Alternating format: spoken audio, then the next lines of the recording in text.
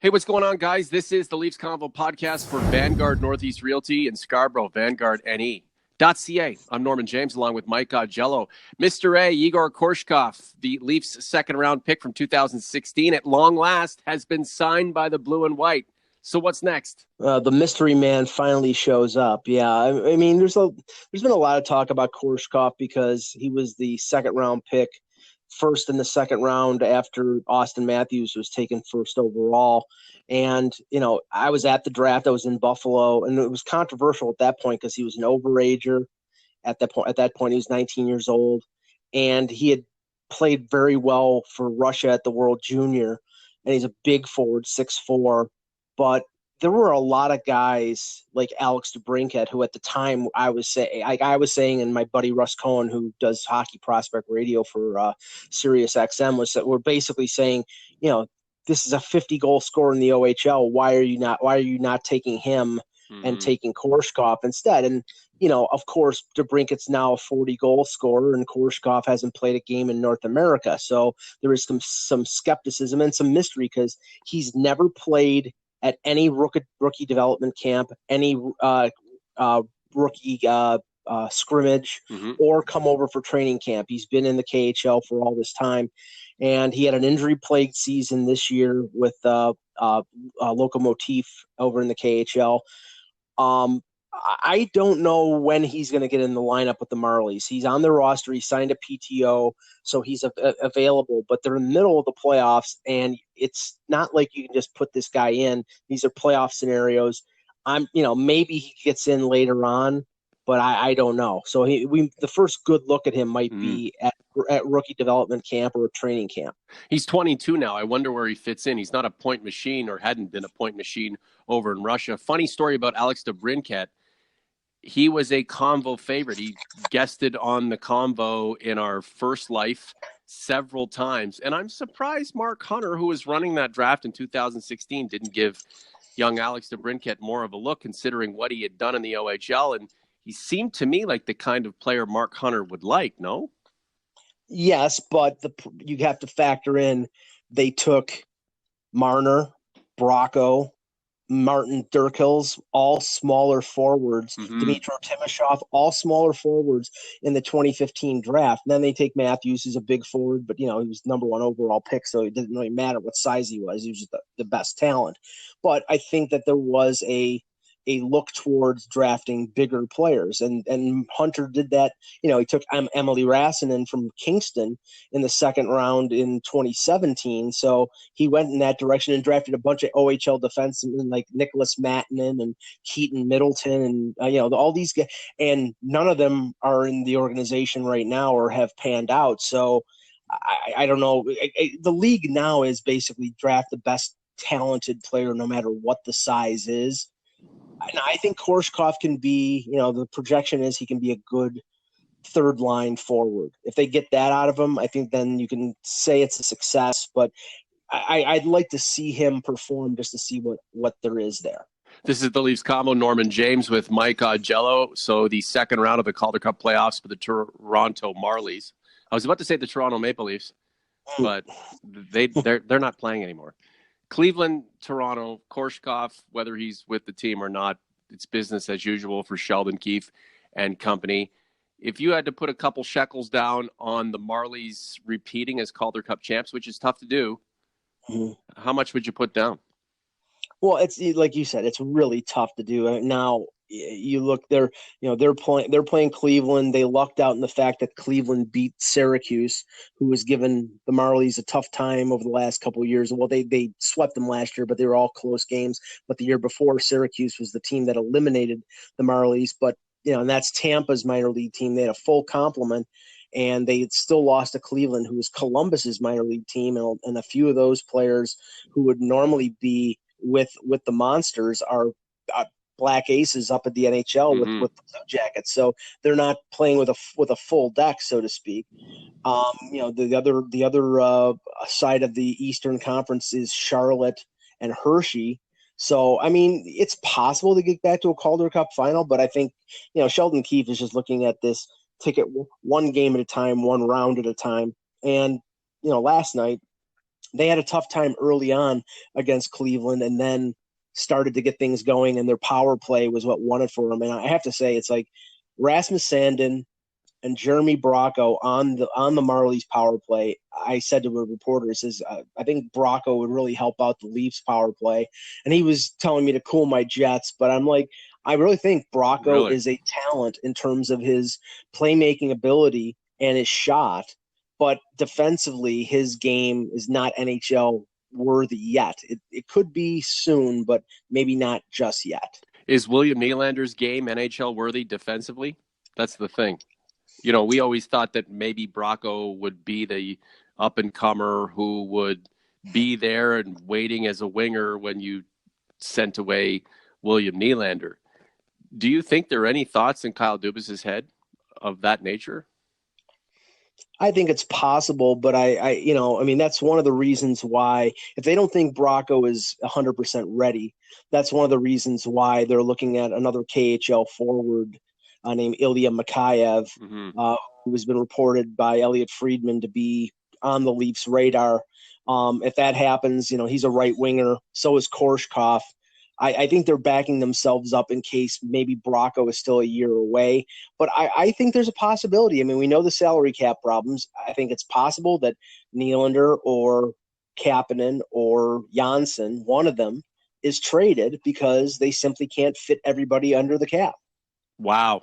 Well, William Nylander knows what he's being paid.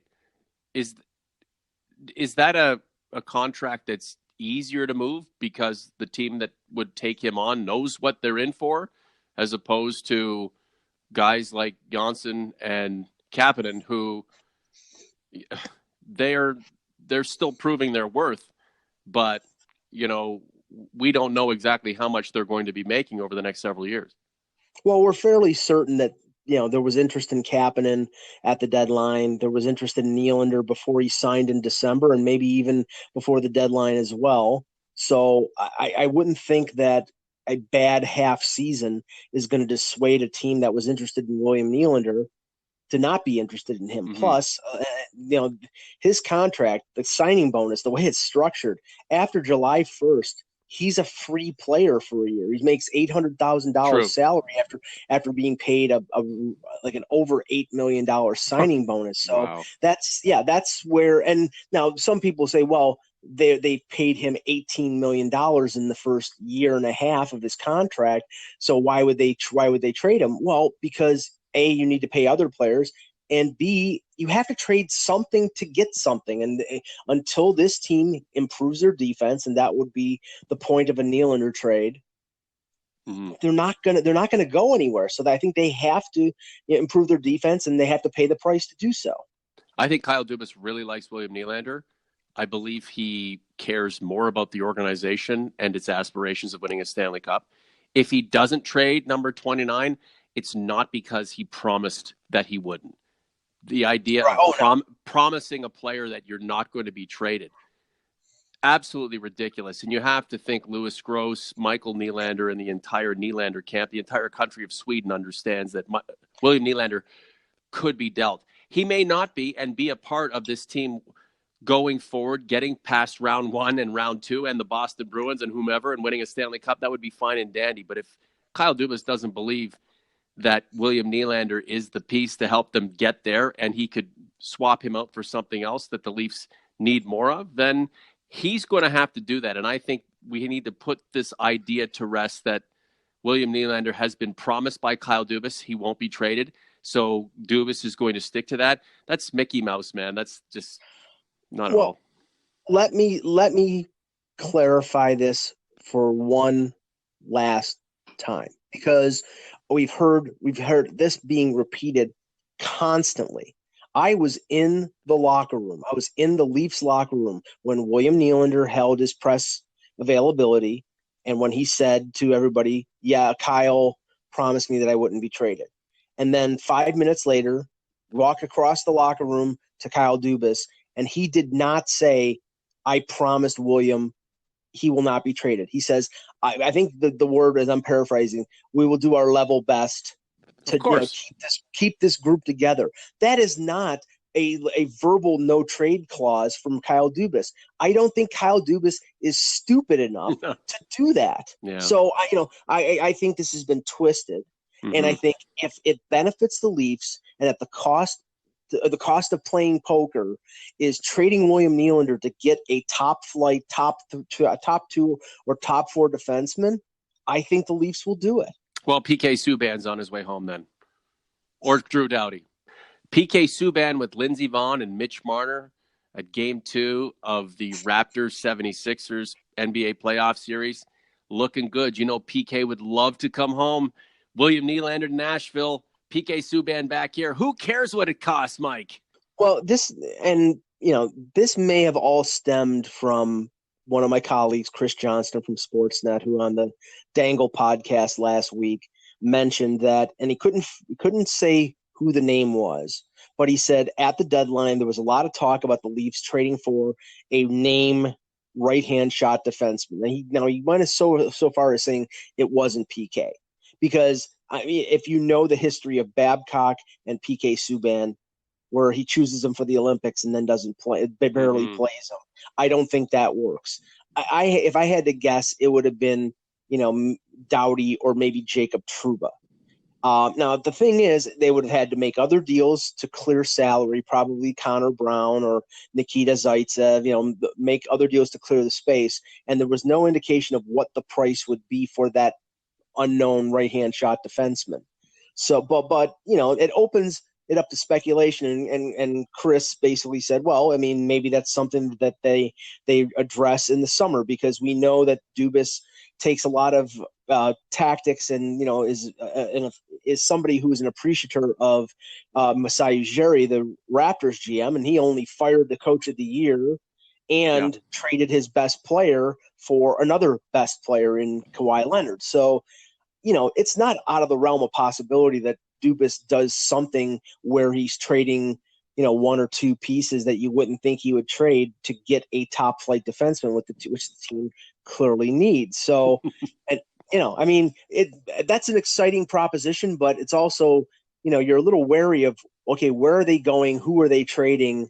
And, how much does it cost to get that defenseman? And if it's somebody like Mitch Marner, I'm not in favor of it. And if it's somebody like William Nylander, then, let the games begin. Have at it. This is the Leafs Convo podcast. Norm James with Mike Augello. Just a few minutes left. Thank you so much for listening. Please like and subscribe if you are enjoying this podcast or hate listening to this podcast on YouTube. Like and subscribe anyway. You want to do it. And if you're listening on your favorite podcast platform, thank you too. Those New York Islanders are doing really well in the second round without John Tavares. Oh, I'm so happy for Carolina right now. And I know all the data heads love what the Carolina Hurricanes are doing, and they can have it. I'm just glad that the New York Islanders are down 3-0 in the series. The sooner they're gone, the better. Yeah, I had somebody respond to me and says, well, they made it the second round. The Leafs only got to the first one. I mean, I don't care. It's okay. Honestly, I look at the Islanders and I give them all the credit in the world for doing what they did this year without John Tavares.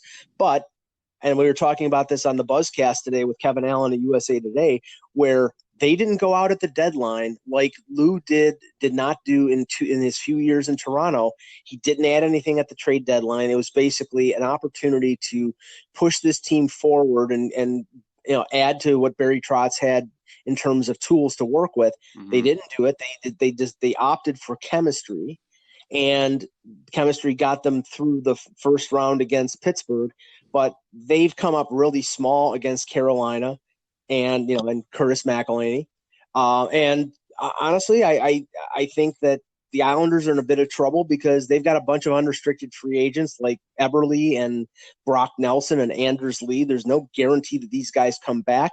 And if you want to, and Robin Lehner is a UFA as well. And if you want to see pain in that organization, if two or three of those guys leave, and their number one center is Valtteri Filppula, or I mean, probably not. It'd probably be Barzal moving to center. But, my point is this is an organization that John Tavares decided he could not go back to because he saw the road not being exactly optimistic. And, I mean, after this year, it may not be. He scored 45 goals for the biggest team in hockey, the biggest hockey team ever, the biggest organization in terms of hockey on the planet. What's wrong with that? In his hometown, lots of opportunities to win a Stanley Cup. The question is, will Mike Babcock be the head coach? Will William Nylander be passing the jug from Austin Matthews to John Tavares? Or will it be PK Subban with Lindsey Vonn in the first row, jumping around drinking Red Bull?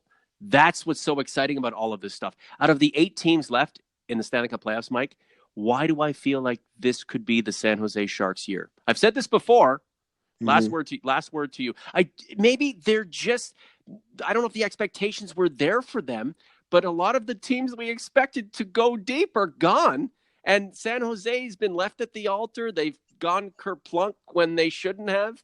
Joe Thornton is 110 years old. Maybe this works out for them finally. Mike, last word to you.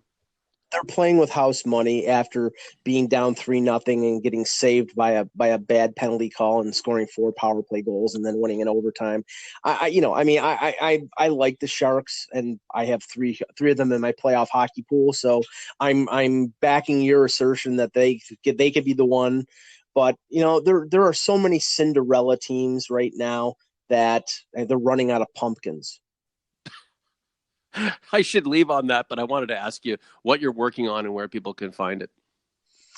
Well, hockeybuzz.com. I'm going to be, stepping more into the Marley stuff. I mean, after yesterday, I have to say I'm optimistic in terms of, some of the young talent on the Marlies being ready to step into the void if the Leafs have to, clear some space salary cap wise. I think, Trevor Moore is going to be on the team next year.